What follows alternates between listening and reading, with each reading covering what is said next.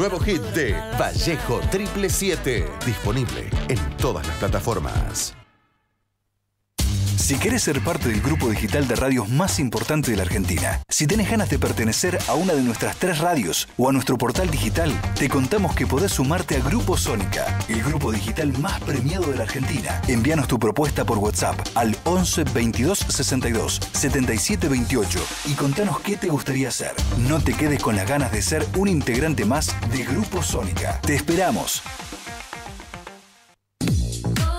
El Grupo Sónica te invita en noviembre al último taller de locución y oratoria del año, los días martes a las 19 horas. Son solo 4 encuentros de 2 horas cada uno, modalidad presencial. Iniciaremos el 12 de noviembre. Se entregarán certificados al finalizar la cursada. Para más información, comunícate al 11 22 62 77 28. 19 años de trayectoria nos avalan. Capacitarte es crecer. Te esperamos.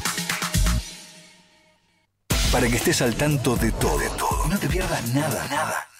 Búscanos en YouTube como La RZ Radio. La elegida de los famosos. Conducción, Andrea Rizzo. Labor periodística, Marcelo Sacone.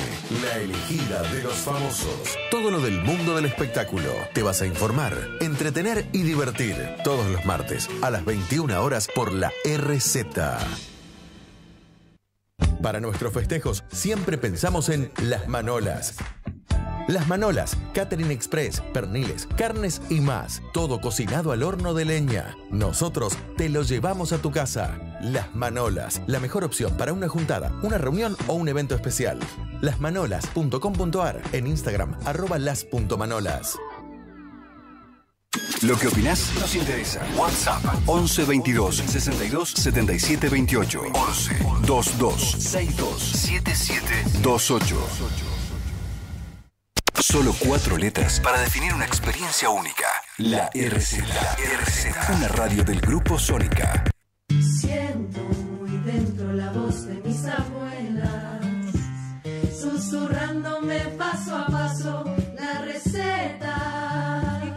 Un poco de tomillo y bastante irreverencia. Una copita de ron para calmar las penas.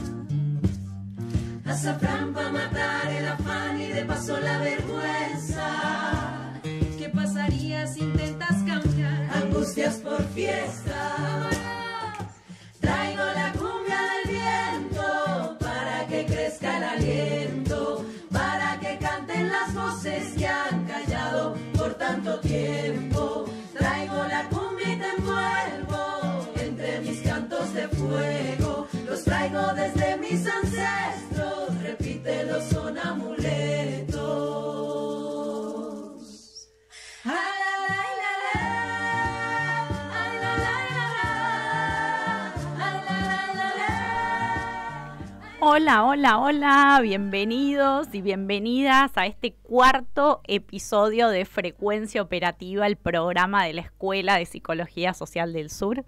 Mi nombre es Malena Estañaro y como ya estamos habituados, estamos acá con nuestra rectora, la doctora Gladys Adamson. Sí, hemos venido a continuar con la historia de mi madre, los contextos en que se desarrollaron esos episodios de su vida. Luego hablaremos de conceptos de la psicología social y entablaremos un diálogo con los interlocutores que surjan espontáneamente. Y también nos acompaña Angie Erusalinsky para justamente hacer este puente entre las preguntas que nos vayan haciendo, las consultas que nos vayan haciendo. Angie. Así es, Male. Buenas tardes a todos. Buenas tardes, Gladys, Malena, a todos los oyentes. Y bueno, como bien les decía Gladys en su momento y Malena ahora, yo soy como el nexo entre ustedes y la mesa, digamos, para que transmitirles las dudas y las preguntas que puedan surgir. Sepan que pueden dejar sus comentarios en el chat de la radio, estamos transmitiendo por YouTube. O también tienen la posibilidad de mandar sus audios o mensajes de WhatsApp al WhatsApp de la radio, precisamente, que les recuerdo el número, es el 11 22 62 77 28. Así que bueno, esperamos los mensajitos. Buenísimo, muchísimas gracias, Angie. Y tal cual nos adelantaba Gladys, ella empezó el programa anterior, que lo van a poder ver en YouTube, con la historia de su madre, Juana, y hoy va a continuar con esto, así que los invito a deleitarnos con esta segunda parte sobre la vida de su mamá. Sí, habíamos quedado en el último programa con el hecho de que mi madre de 17 años se recibe de maestra y empieza a trabajar en una escuela rural, primero, a la cual iba a caballo, y después, afortunadamente, en el frigorífico Liebig. El frigorífico Liebig, que todavía es una ciudad encantadora, cerca de Colón, Entre Ríos, era de un frigorífico de capitales seguramente multinacionales o ingleses, sí, ingleses, fundamentalmente ingleses. Y allí ella fue maestra y creo que fue una etapa muy feliz de ella porque ella era de su generación. O sea, mis abuelos tenían como costumbres, digamos, mucho más tradicionales, mucho más ligadas a los imperativos categóricos, a una moral muy, muy estricta. Pero mi madre ya era de las primeras décadas del siglo XX, con lo cual ya el cuerpo no era el mismo. La Primera Guerra Mundial cambió muchísimo la feminidad, porque las mujeres trabajaron durante la guerra, se acortaron los vestidos, desaparecieron, quedó la obligatoriedad del sombrero, que mi madre odiaba, que ella tuviera que usar sombrero cada vez que salía, era algo odioso para ella. Pero bueno, había quedado, digamos, esa moda, esa costumbre que para ser una mujer digna había que usar sombrero. Pero el ambiente de Liebig era un ambiente inglés, o sea, era un ambiente mucho más liberal, se jugaba al tenis, se iba al río, se navegaba,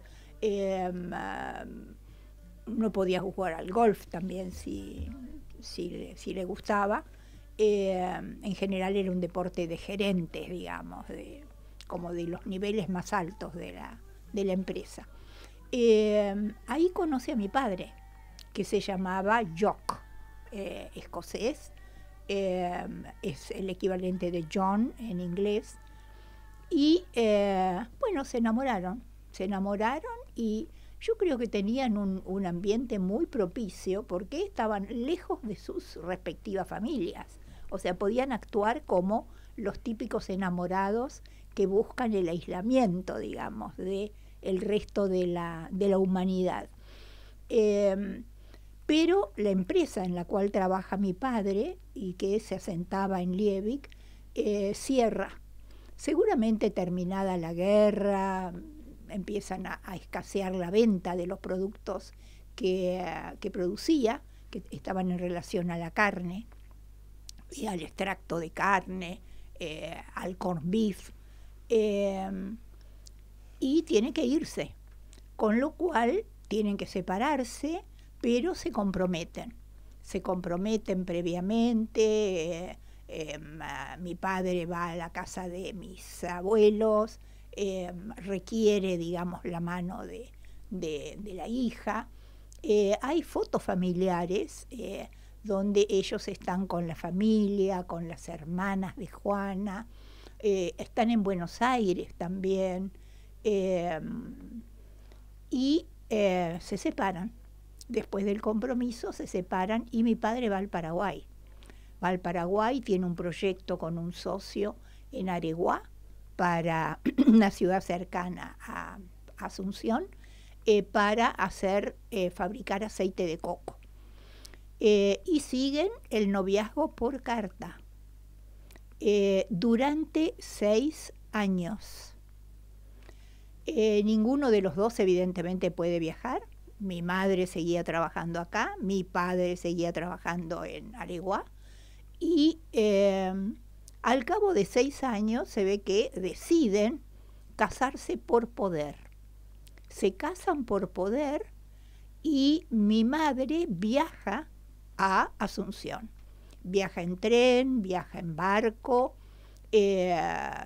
no sé qué otros transportes habrá usado, y llega a Areguá. La casa de Areguá a mi madre le encantó.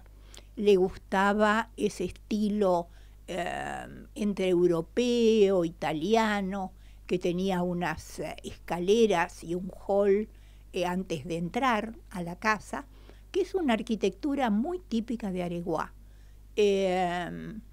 Mi madre amó esa casa, tenía una persona que era la que le cocinaba a mi papá y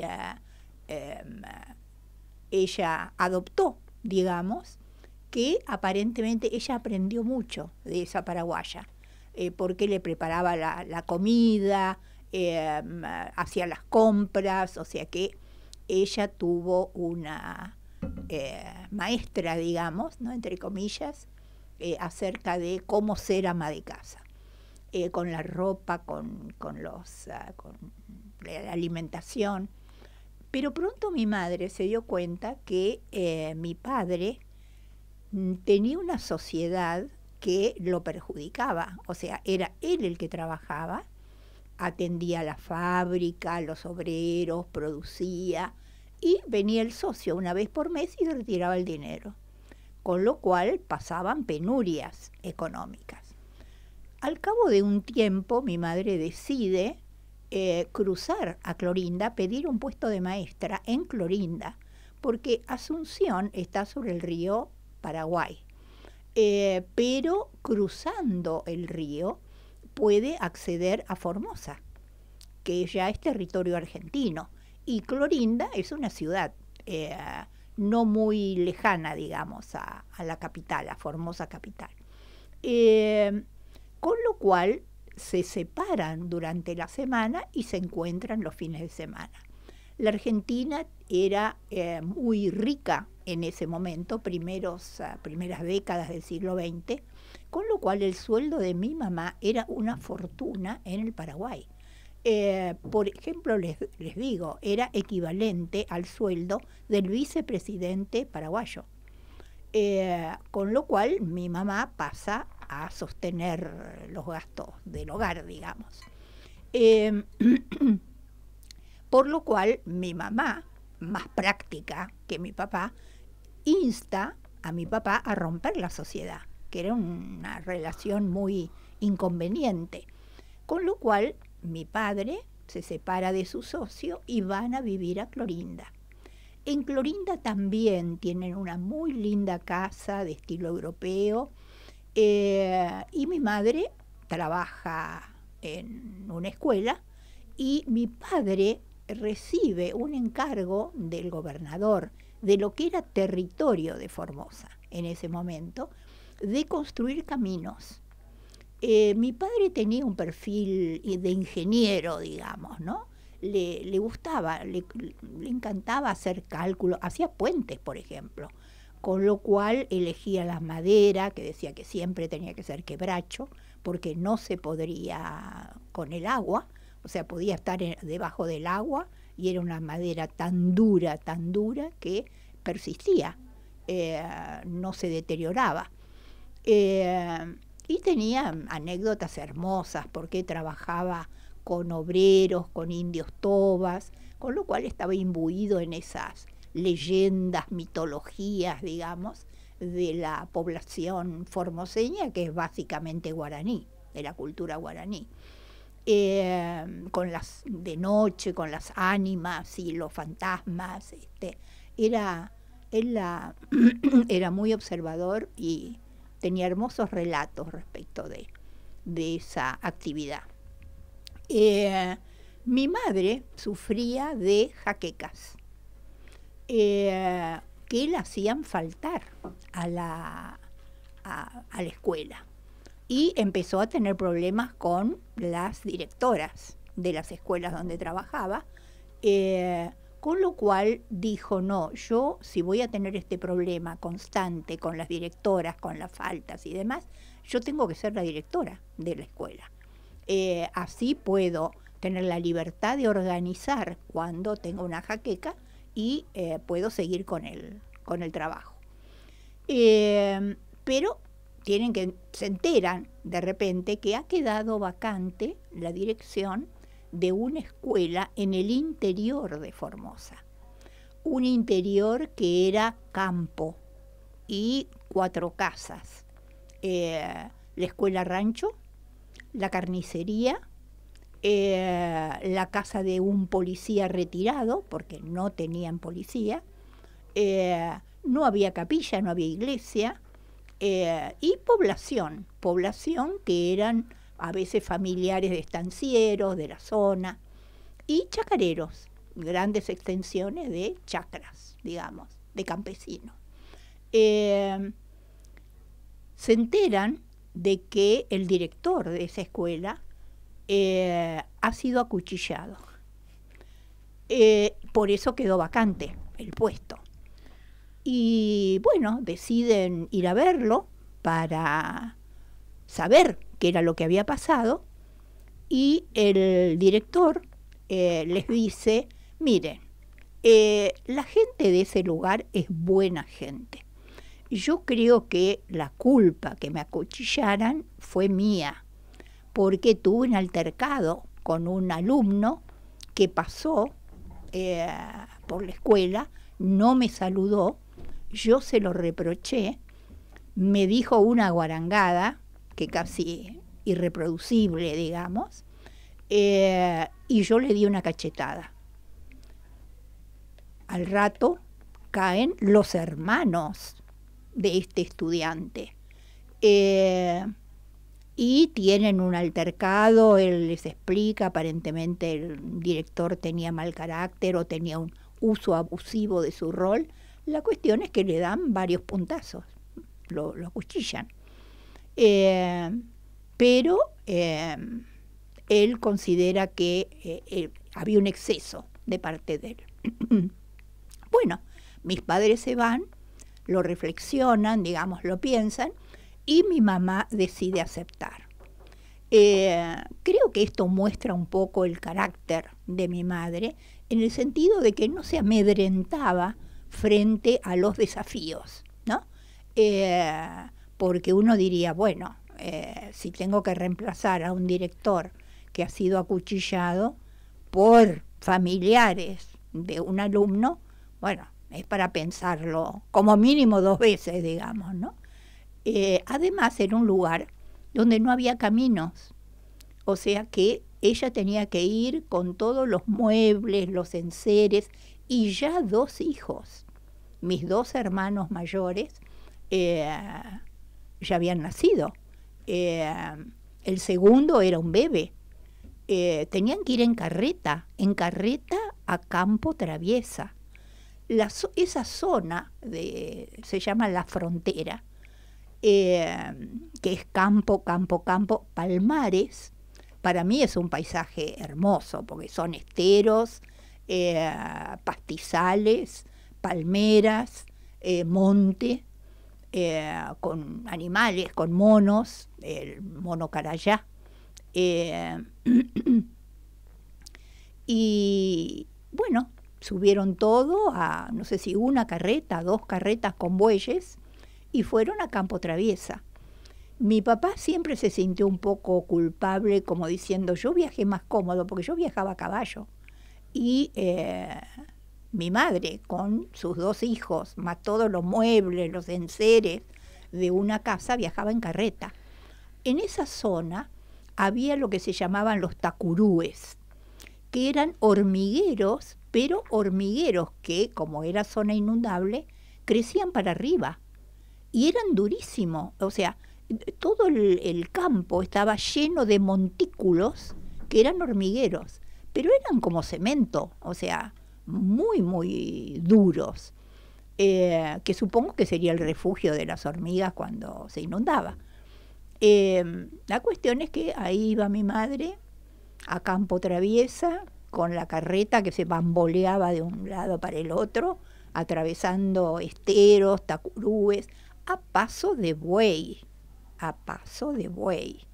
que es un paso sumamente lento. Mi madre no se quejó, había aceptado ese desafío y llegaron por supuesto a un rancho que mi padre comenzó a refaccionarlo, digamos, y a construir una casa nueva. Según mi madre no se quejó nunca, asumió el desafío. Mi padre construyó el camino que conectaba a la frontera con las ciudades vecinas, con Clorinda, con Formosa, y siguió con su trabajo de construir caminos. Mi madre, yo creo que al principio estaba sola. Tenía una escuela rancho, pero yo recuerdo que era muy difícil conseguir maestros que fueran. Imagínense la travesía que tenía que hacer el maestro por un sueldo que era bueno. O sea, ser una maestra a principios del siglo XX era una profesión muy honorable, muy digna, muy respetada. Mi madre era la autoridad de esa región, porque no había otra. O sea, no había comisario, no había político, no había capilla, no había cura. O sea, la figura de autoridad era la directora de la escuela. Sí, era la única institución que había. La única institución que había en esas 4 casas, digamos, que era la frontera en su momento. Mi madre también empezó a construir la institución. Recuerdo que muy de vez en cuando, no sé si una vez por año, venía un supervisor del Ministerio de Educación a supervisar que estuvieran las planillas, que estuvieran... Pero ella siempre tuvo una muy buena relación con todos los supervisores, que duraban muchísimos años. Yo no sé si cambió de supervisión los 18 años que estuvo en la frontera.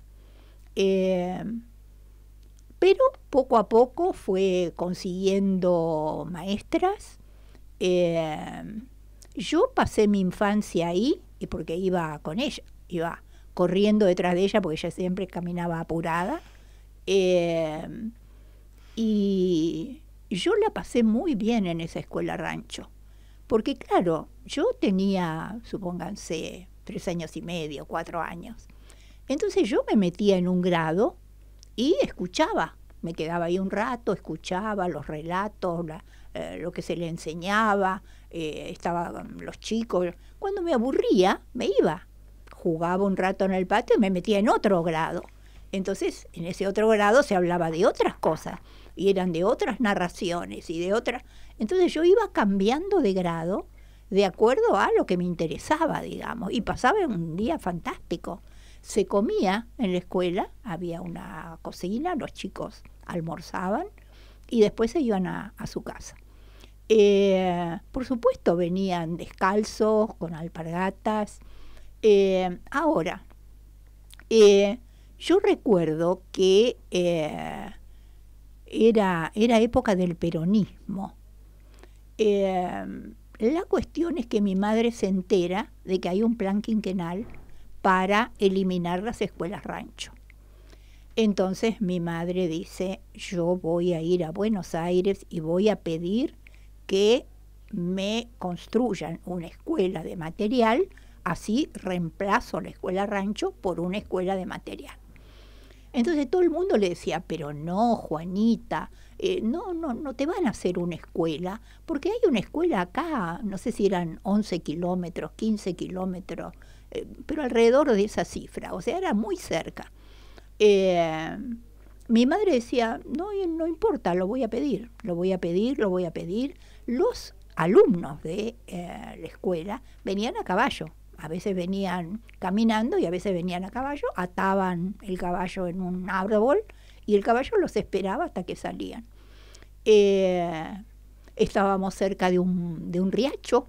El fondo de la escuela rancho daba prácticamente a las barrancas del riacho, con lo cual los varones de la escuela salían a cazar pájaros con la onda en los recreos. Y las nenas jugábamos. Generalmente se jugaba al mercado. Éramos un mercado, vendíamos cosas, entonces algunos hacíamos de objetos, otros hacían de compradores, y el dinero eran hojas de árbol. Las hojas eran el dinero que se pagaba por las mercaderías. La cuestión es que mi madre viaja a Buenos Aires, pide su escuela de material, no sé qué trámites hizo, no sé qué argumentos utilizó. La cuestión es que le aceptaron y se comenzó a construir por ingenieros italianos que vinieron con sus maquinarias de cemento o con sus ladrillos, o sea, objetos que nosotros no habíamos visto nunca. Y ahí aprendí un juego que jugaban los italianos cada vez que tenían tiempo libre, que era el juego de papel, piedra, tijera. Tenían 5 minutos y estaban los italianos jugando a papel, piedra, tijera y se mataban de risa. Yo no entendía nada, pero era muy divertido. Ellos lo pasaban bien, por lo menos. La cuestión es que a los 4 años mi madre descubre que yo ya sabía leer y escribir, con lo cual decide que a los 5 yo tengo que empezar la escuela.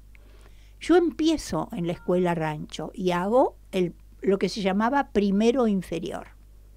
Pero ya el primero superior, que era el segundo grado, digamos, que se cursaba, ya lo hice en la escuela nueva, en la escuela de cemento. A mí me resultó muy difícil. O sea, hacer fila, quedarme quieta, tomar distancia, cantar a la bandera, después ir en fila al grado, quedarme toda la mañana en un mismo grado. Era aburridísimo para mí. Yo estaba acostumbrada a ir a un grado, ir a otro, de acuerdo a lo que me gustaba, digamos, de acuerdo a si estaba aburrida o no. Así que fue duro, digamos, el primer tiempo en la escuela hasta que me adapté. La escuela de material para mí era como una especie de palacio monumental, pero además porque recibíamos guardapolvos, recibíamos zapatillas, nos mandaron una biblioteca. Yo tenía todos los libros, mis primeras lecturas fueron de todos los libros de la biblioteca de la escuela. Y tenía un inconveniente. En la escuela rancho, cuando uno corría y se caía, le quedaban las rodillas verdes del pasto. Cuando uno en el patio de la nueva escuela se caía y las rodillas daban contra un cemento, era como caer en un rallador. O sea, las rodillas sangraban.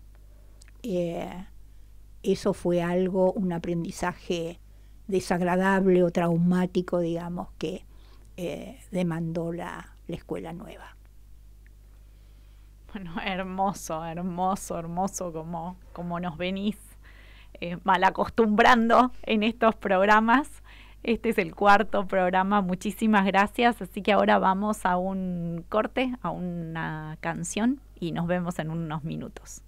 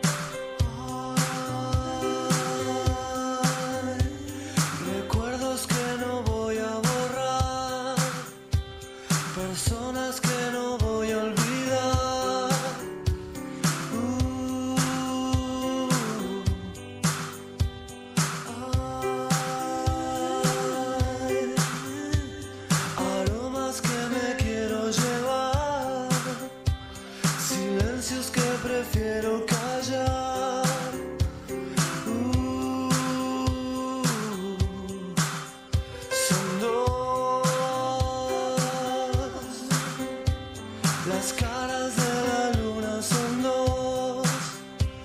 Prefiero que sigamos, mi amor, presos de este sol.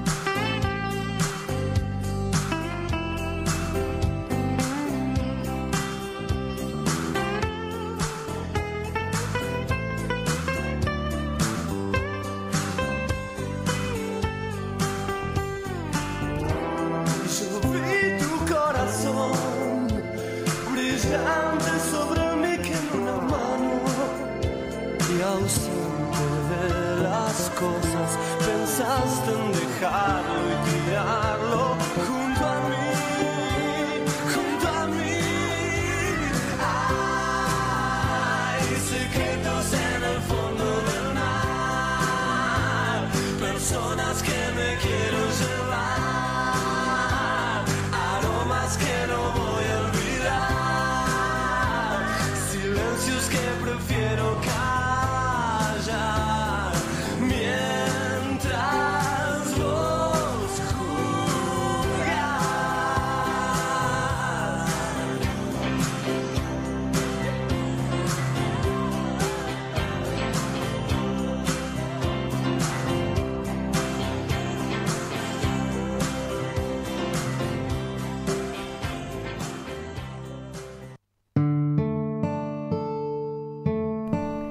Hola, hola, acá estamos de vuelta después de escuchar esta hermosísima canción, Recuerdos que no voy a olvidar, de Fito Páez.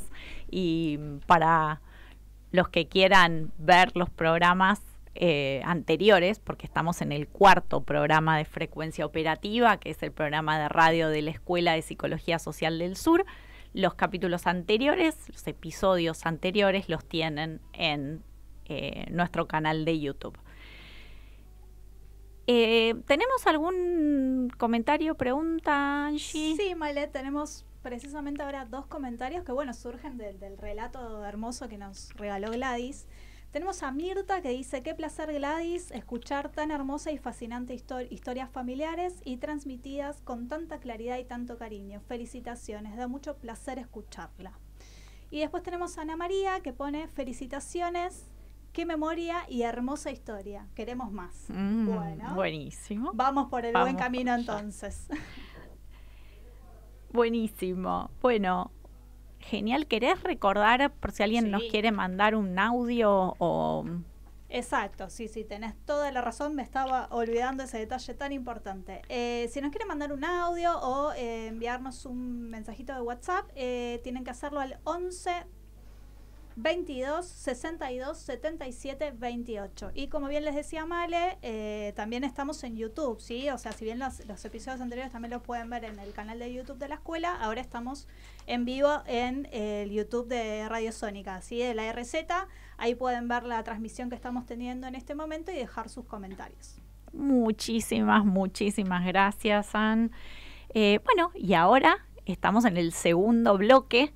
Así que, como nos anticipaba Gladys al principio, vamos a abordar un concepto muy importante para nuestra psicología social que tiene muchísimo que ver con esta personalidad, ¿no?, que tenía Juana, su mamá, y lo que nos contó. Que este concepto es el concepto de adaptación activa a la realidad, ¿no?, que puede ser también un aprendizaje en sentido amplio, ¿no? Así que escuchamos atentos. Sí, si uno piensa la historia de mi madre, por un lado tenemos que decir que fue hija de su generación, digamos, ¿no? O sea que ella era portavoz, era emergente de una joven de principios del siglo XX, de las primeras décadas del siglo XX, criada en una familia tradicional, con padre, con madre, con hijos, con tíos, de características muy formales, digamos, pero luego quedó en libertad, muy adolescente, porque si hoy la adolescencia, 17 años, es alguien joven, a principios del siglo XX, tener 17 años era ser una niña, digamos. Quedó en libertad, quedó en un contexto donde podía tener sus aventuras, sus experimentos, como el de haber dicho que sabía manejar y terminar chocando contra un árbol, y sin consecuencias graves, digamos, porque siempre ocurría lejos de su casa.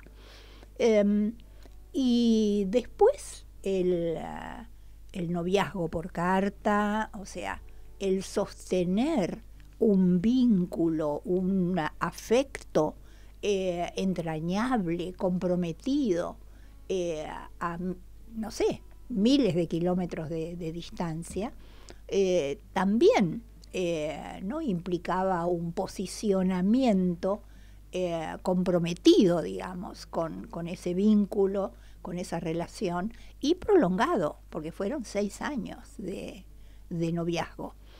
El viajar sola, el ir a otro país, el ir, digamos, recorrió media república, desde Entre Ríos, el sur de Entre Ríos, al Paraguay. Cambiar de cultura, de lengua, si bien ella nunca habló el guaraní, pero estaba en un contexto guaraní, de cultura guaraní. Luego pasar a ser la que sostenía el hogar, por lo menos durante un tiempo, luego cruzar esos esteros, o sea, ahora, ¿qué implica, digamos, para la subjetividad esto? Pillon dice que uno es sano si él identifica la salud con la posibilidad de una adaptación activa a la realidad. Porque para Pillon, el ser humano está en una constante dialéctica intrasubjetiva, intersubjetiva. O sea, hay una constante interrelación entre el mundo interno y el mundo externo que no cesa ni siquiera cuando dormimos. Porque cuando dormimos, soñamos. Y al soñar, continuamos con esa dinámica, con esa dialéctica entre nuestro mundo interno, nuestros deseos, nuestros fantasmas, nuestros recuerdos, y el mundo externo. Porque soñamos con una calle o con una casa o con distintos escenarios donde se desarrollan, digamos, los sueños que tenemos. Ahora, en este intercambio surgen modificaciones. O cambia el contexto, cambia el mundo, que es una constante, podríamos decir, de la modernidad, y por lo tanto uno tiene que soportar, digamos, este desafío, para lo cual no está preparado. O sea, mi madre tuvo que aprender a viajar sola, a manejarse con distintos medios de transporte, el tren, la carreta, el caballo. ¿Y qué es lo que dice Pillon? Pillon dice que cada uno de nosotros tiene un esquema referencial. ¿Qué es un esquema referencial?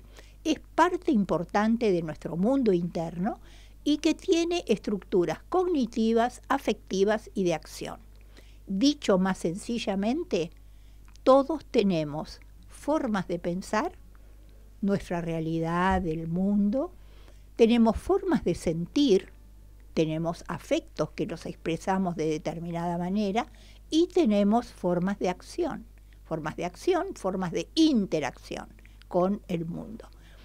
Esto es un sistema de interpretación de nuestra realidad, es un sistema de interpretación de la vida, del mundo, de los otros, estas formas, digamos, que hemos consolidado en nuestro mundo interior. Entonces, son los que sostienen una relación con la realidad. Cuando cambia el contexto, cuando el contexto es otro, el idioma es otro, los hábitos y las costumbres y las culturas son otras, uno sufre el impacto, no está preparado, está desinstrumentado para esa nueva realidad. Con lo cual, Pillon dice que ahí tiene que devenir un aprendizaje en sentido amplio, ya que hay que desestructurar esa estructura que nos sostenía, ¿no?, cognitivamente, afectivamente y como maneras de accionar, con esquemas de acción con la realidad, y reestructurarlos. Tenemos que modificar nuestro mundo interno. Es una modificación que lleva un proceso, lleva a confusiones, a errores, a que se despierten antiguos fantasmas de podré, no podré, seré capaz, no seré capaz. Y evidentemente, pero Pillon dice, luego de atravesar ese desafío y lograr reestructurar el esquema referencial, uno es más rico. El mundo interno se enriquece, se complejiza, se amplía, y es un aprendizaje de vida, es un aprendizaje en sentido amplio, y Pillon decía, y es más flexible. Cuando uno más aprende, más flexible puede ser. Con lo cual él animaba a avanzar frente a los desafíos y que cada desafío era una gran oportunidad de aprendizaje. Yo pensaba, me hacía acordar, ¿no?, vos como discípula de Pillon, cómo nos incentivaste de la misma manera cuando fue la pandemia, ¿no? Pensaba en esa disrupción y esa adaptación activa que tuvimos que tener desde la escuela, y cómo vos, digamos, nos alineaste en la operatividad, ¿no?, así como hablabas de Pillon. Y también me hacía pensar en las prácticas profesionalizantes, ¿no? Cómo se pudieron adaptar a distancia, ¿no? Uh-huh. Que es algo que Pillon no lo puede haber pensado, por lo menos como es hoy. Uh-huh. Sí, la pandemia en ese sentido fue un gran desafío y fue un gran aprendizaje, porque la escuela colectivamente, cada uno de los integrantes de la escuela asumió ese desafío y avanzó. Se enseñaban mutuamente, se distribuyeron los roles que hacían falta, y en muy poco tiempo, una semana, 10 días, la escuela estaba navegando en el online, en todos sus aspectos, en el aspecto contable, en el aspecto didáctico. Es cierto que la técnica de Zoom fue muy importante porque podíamos vernos, y además tengo que decir que Malena, la directora de estudios, se puso al hombro la tarea de transmitir esta técnica, aprender lo más rápidamente que pudiera todos los secretos del Zoom y de la pedagogía online, y transmitirla enfáticamente, digamos, y de manera múltiple a toda la escuela y sobre todo a todos los docentes, ¿no? Será por eso que la adaptación activa me llevó a la pandemia, seguramente. Claro, Bueno. seguro. Sí, fue una gran experiencia. Si bien hacía 15 años que ya teníamos carrera a distancia, porque fuimos pioneras, digamos, en aceptar ese desafío, ¿no? El desafío con todo el temor que conlleva cada desafío. Pero hacía 15 años que teníamos carrera a distancia. Pero esto era otra cosa. Era toda la escuela y fue de un día para el otro. Sí. Fue traumático, pero exitoso en cuanto a los aprendizajes múltiples que nos dejó, ¿no? Totalmente, totalmente. Y me hacía acordar también mucho, ¿no? El sostén que fue la formación a distancia, lo que nos devolvían los estudiantes, ¿no? De los estudiantes y también las organizaciones en las cuales se hicieron las prácticas profesionalizantes, ¿no? Porque hasta ese momento las prácticas profesionalizantes eran 100% presenciales, pero como no había presencialidad, era imposible, bueno, pasamos digamos, propusimos a nuestros estudiantes de tercer año que sean a distancia y tomaron el desafío, como bien señalabas, y bueno, y unas prácticas pero espectaculares. Sí. Para mí fue una sorpresa, yo aprendí, yo no sabía cómo se podía hacer una práctica profesionalizante online, pero me lo demostraron que era posible. Aprendiste en el Y yo camino, aprendí, digamos, junto con los estudiantes. Así es, los estudiantes, los docentes, Malena, todos me dijeron es posible, inclusive técnicas de acción. Sí, perdón, ¿no? Pero me hace pensar también en la vida en general, o sea, como todos en la pandemia también tuvimos como que, más allá de la carrera, o sea, es como que el que tenía terror a Zoom no le quedó otra porque si no, no podía trabajar, no tenía contacto con su familia, o sea, había muchas cosas que facilitó el Zoom y bueno, en este caso también acercó muchos estudiantes de diferentes puntos del país, inclusive a la escuela, ¿no? Sí. Sí, y del mundo, Y como del mundo, contabas vos exactamente, como es contabas verdad. vos el episodio anterior justamente. Sí, es verdad. Sí. Yo no quiero monopolizar, tengo así un montón de cosas, pero quizá tenemos algún comentario, alguna pregunta. Sí, comentario no, pero sí tenemos una pregunta que es exclusivamente para Gladys, que le preguntan en qué momento de su vida comenzó a sentir tanto fervor y pasión por la psicología social. Es hermosa pero difícil a la vez. Sí, y diría que no fue un momento, fue un proceso. O sea, yo me fui enamorando, porque tal vez tendría que contar cómo fue que conocí a Pichón, porque yo estaba estudiando psicología, en realidad. Yo vivía en Buenos Aires para hacer la universidad y la carrera que quería seguir era psicología. Pero vino la noche de los bastones largos, la dictadura de Onganía y la facultad cerró. La Facultad de Filosofía y Letras cerró y yo descubrí que Blecher, que era docente de la Facultad de Psicología, José Blecher, era docente de una escuela de psicología social de Enrique Pichón Rivière. Yo no la conocía, pero yo dije, si está Blecher, yo quiero estudiar ahí. Y me anoté en la escuela y ahí conocí al maestro de Blecher, que era Enrique Pichón Rivière. Estudié 5 años con él y después continué trabajando y después continué dando clases. Y después continué formando parte del consejo asesor de la escuela, siendo responsable de... En fin, lo que pasa es que la psicología social de Pichón Rivière es un descubrimiento constante.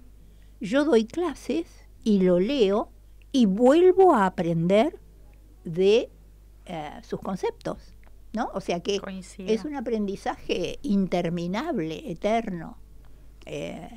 Por eso decimos que somos una comunidad de enseñaje. Así ¿no? es, una comunidad de enseñaje. Este hermoso furcio de Enrique Pillón Rivière que sintetiza, ¿no?, esto de enseñar y aprender. Ujú. Totalmente. Bueno, tenemos acá otra pregunta. Bien. Que tiene que ver, bueno, precisamente con esto que habías estado hablando del esquema referencial. Preguntan, habló del proceso de cambio y reestructuración del esquema referencial. ¿Cómo impacta el grupo en el grupo esto? ¿Lo puede favorecer o por momentos, dependiendo del grupo, obstaculizar? Perdón, capaz que no lo leí bien, pero Pero se entiende. se entiende. Mientras Sí. vos lo hayas entendido, que es lo importante. Sí. Sí, por ejemplo, nosotros trabajamos con una técnica muy específica, que es la técnica de grupo operativo, donde se produce el aprendizaje colectivamente. Estamos muy habituados a que el aprendizaje es algo que ocurre individualmente, o sea que uno estudia, aprende y luego incorpora, explica, da exámenes, repite, desarrolla un autor, etcétera, etcétera. En el grupo operativo esto se da colectivamente, con lo cual hay un cambio de esquemas referenciales como proceso individual. Pero esto se vive, se sufre, se disfruta en un grupo, en un contexto grupal. Con lo cual ahí ocurre algo paradójico. El grupo sirve de sostén a la reestructuración del esquema referencial, porque lo que a uno le está pasando, de repente lo dice otro. Yo estoy confundida, por ejemplo, yo estoy confundido. No sé, ¿por qué el coordinador no nos da clase y no nos dice lo que está bien o lo que está mal de lo que estamos hablando? ¿No? Y dice, ay, a mí me pasa lo mismo. O sea, hay un compartir las vicisitudes de ese cambio referencial que es mucho más fácil, podríamos decir, entre comillas, o sirve de apoyo a una adaptación activa a la realidad, porque se comparte, esas vicisitudes se comparten. Qué interesante. Yo creo que estamos haciendo, o sea, al final nos compenetramos tanto que hicimos 2 bloques en uno. Sí, porque no tuvimos canción y yo veía que el tiempo Pero pasaba, bueno, así que... No valía la pena cortarlo, No, veníamos totalmente. tan bien. A ver No si sé. tenemos algún comentario más, pero no, por ahora no. Bueno, ni comentario ni pregunta. Ni pregunta. Ok, bueno, buenísimo. Bueno, entonces podemos ir dando por finalizado nuestro encuentro de hoy, el episodio número 4. No sé si querías decir algo más. No, o sea, continuaremos la próxima vez con, terminaremos, digamos, con la historia de mi madre, y después empezaremos con mi propia historia. Muy bien, estamos todos esperando. Totalmente, totalmente. Este nuevo episodio de Frecuencia Operativa, el programa de radio de la Escuela de Psicología Social del Sur. En la semana nos pueden dejar las preguntas que quieran de los episodios anteriores y nos estamos viendo el martes. Sí, me hiciste pensar con lo de la pandemia que la teoría de Enrique Pillón Rivière incita al cambio, incita a no retroceder frente a los desafíos, ¿no? Y yo creo que la escuela responde a eso, ¿no? O sea, fuimos los primeros en conseguir el título oficial, los primeros en conseguir una reválida que pudiera oficializar títulos no oficiales, los primeros en la carrera a distancia, y seguimos. Y sí. Podríamos seguir sí, también eternamente. Este programa de radio es un desafío.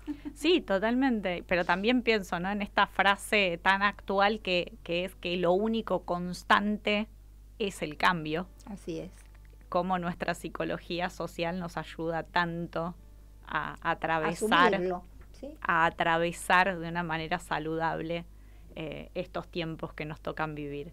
Gracias Gladys, gracias Angie, Gracias a un ustedes. placer total estos programas, estos espacios compartidos. Y gracias a los oyentes por las preguntas y los comentarios, muy lindo, le da otro dinamismo. Nos estamos viendo el martes que viene. Chau, chau. Chau, chau.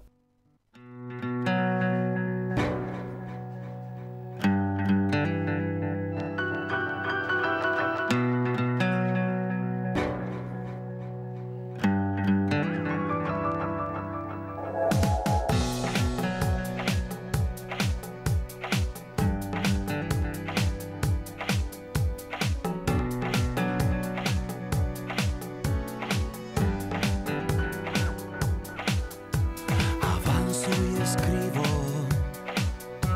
decido el camino, las ganas que quedan se marchan con vos,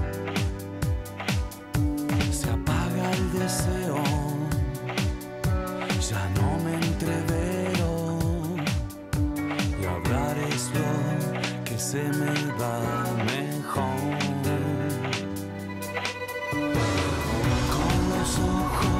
No te veo, sé que me viene el mareo, y es entonces cuando quiero salir a caminar. Con los ojos no te veo, sé que me